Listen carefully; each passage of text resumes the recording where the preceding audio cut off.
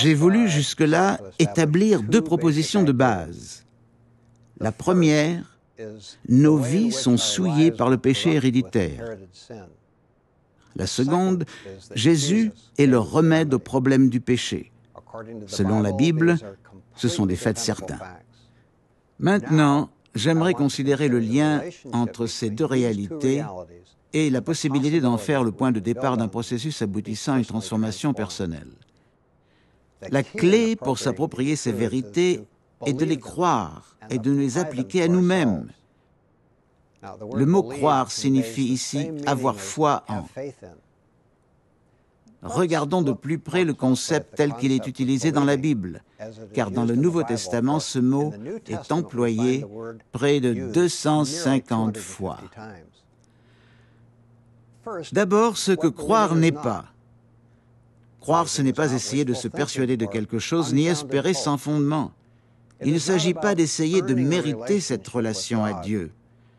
Ce n'est pas faire de bonnes œuvres, ni seulement être une bonne personne. On ne devient pas croyant simplement en s'affiliant à une institution religieuse, en suivant des traditions ou en naissant dans une famille chrétienne. Croire requiert un objet. C'est mettre notre confiance en quelqu'un ou quelque chose. C'est un verbe d'action. Cela implique de prendre une décision consciemment. On choisit de croire ou on choisit de ne pas croire. Dans les deux cas, cela implique une décision.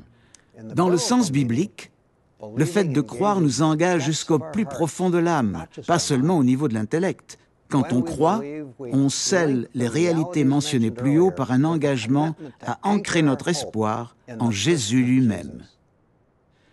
Croire, c'est répondre à l'amour de Dieu envers nous. Cet amour est tellement vaste et profond qu'il englobe tout ce qu'il a fait pour nous et tout ce qu'il attend de nous et en constitue la toile de fond. Jésus désire passionnément que notre relation avec lui s'épanouisse dans toute sa plénitude.